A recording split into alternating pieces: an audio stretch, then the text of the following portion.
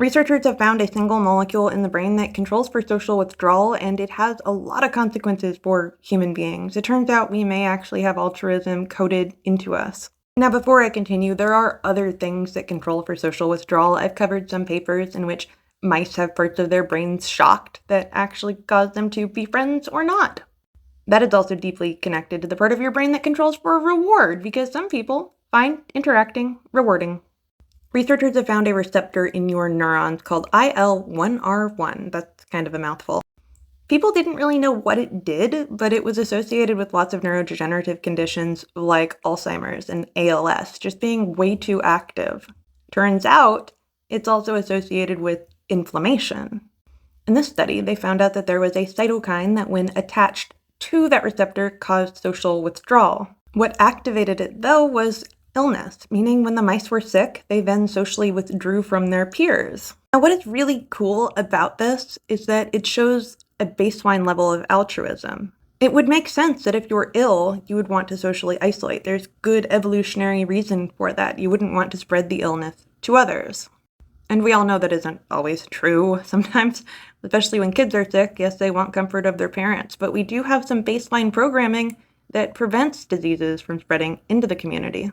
This actually reminds me more and more of what bacteria do when they're infected by a virus and they just commit hara-kiri, seppuku, rather than spreading the virus to other members of the community. It doesn't save themselves, but it saves everybody else. This shows that for life, altruism is part of their lives.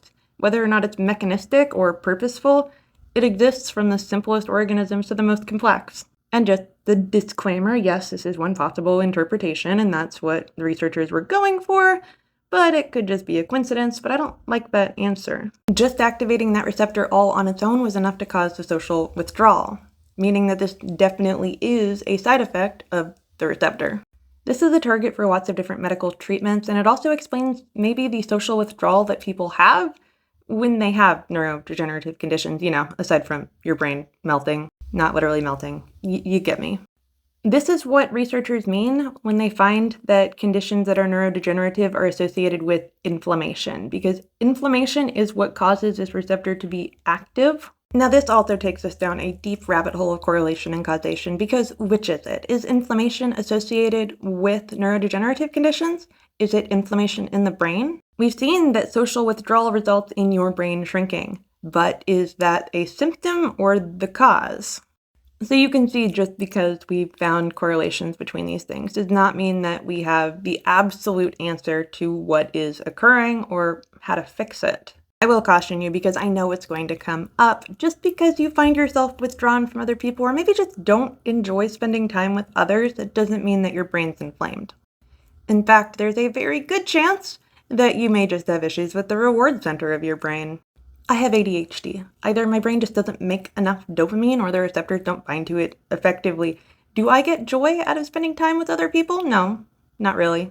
Chances are, it's not that my brain is on fire, but the reward center of my brain is just a little bit broken, which is a far more likely answer to why you're socially withdrawn. It's not the only answer. Your brain might actually just be on fire. Was this useful information for you? Probably not. Did you enjoy it? I hope so.